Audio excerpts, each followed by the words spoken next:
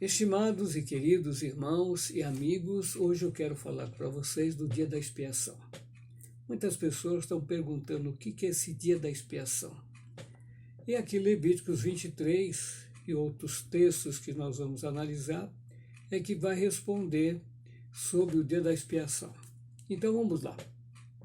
Falou mais o Senhor a Moisés, dizendo: Mas aos 10 desse mês sétimo será o dia da expiação. Terei santa convocação e afligirei as vossas almas, e oferecereis ofertas queimadas ao Senhor. E naquele mesmo dia nenhuma obra fareis, porque é o dia da expiação, para fazer expiação por vós perante o Senhor vosso Deus. Então esse dia 10 do sétimo mês, ele é muito importante, porque é o dia que nós vamos chorar, confessar nossos pecados para Deus, não é? E que mais? É o dia da expiação, para fazer expiação por vós perante o Senhor vosso Deus. Porque toda alma que naquele mesmo dia se não afligir será extirpada do seu povo. Também toda alma que naquele mesmo dia fizer alguma obra, aquela alma eu destruirei do meio do seu povo. Nenhuma obra fareis, estatuto perpétuo é pelas vossas gerações, em todas as vossas habitações. Sábado descanso vos será. Então afligirei as vossas almas, aos 9 do mês, à tarde, de uma tarde a outra tarde, celebrais o vosso sábado.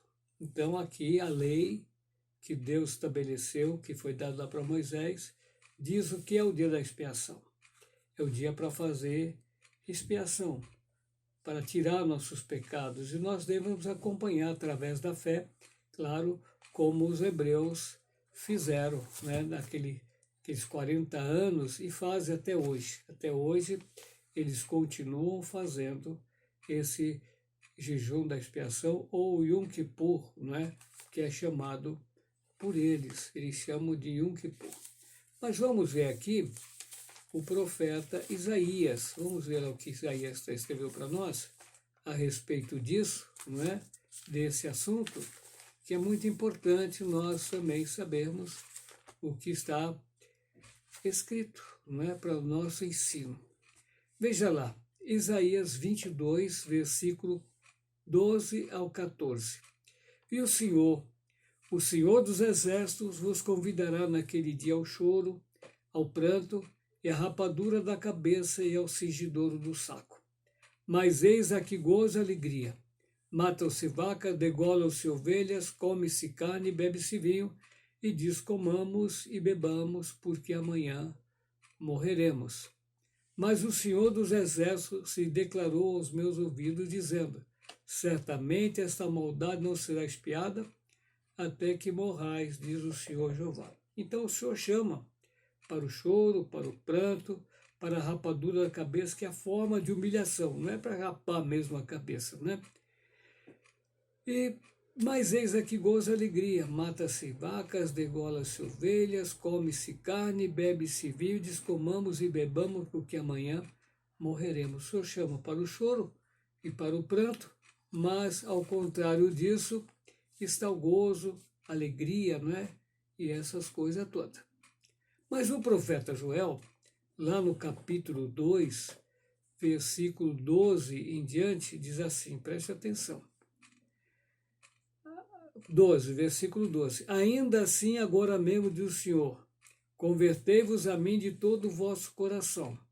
E isso com jejum, lá Levítico 23. E lá também Isaías, e agora Joel. Isso com jejum e com choro e com pranto. E rasgai o vosso coração e não os vossos vestidos.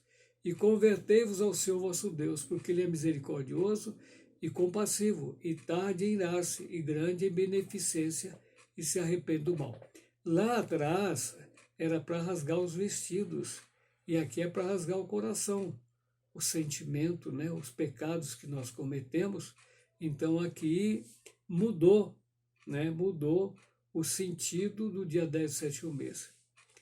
E agora o 14, quem sabe se voltará e se arrependerá, e deixará após si uma bênção em oferta de manjar e libação para o Senhor vosso Deus.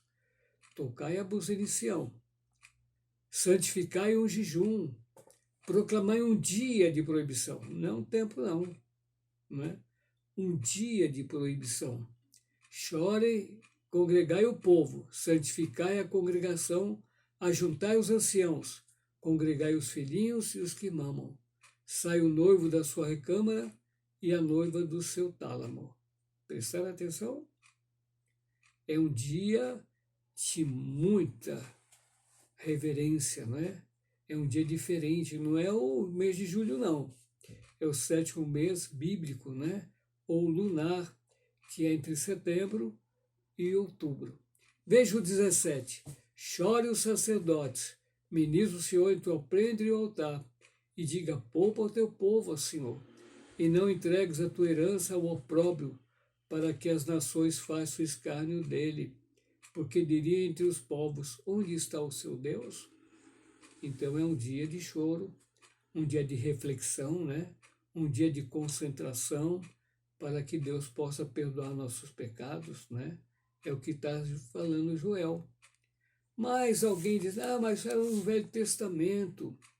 No Velho Testamento, isso não é para o nosso tempo, né? Mas aqui tem uma coisa interessante que eu queria passar para vocês também. Está lá em Coríntios. O apóstolo Paulo escrevendo aos Coríntios, lá no capítulo 5, versículo 10. Olha lá.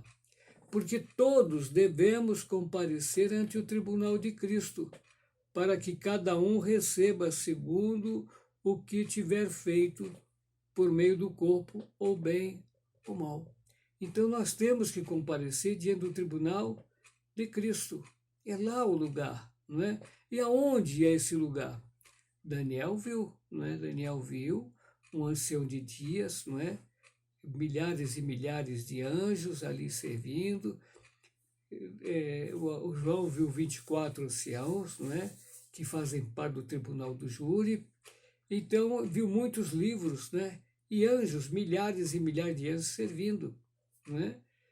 Assentou-se o juízo, começou, abriram-se os livros e começou o juízo.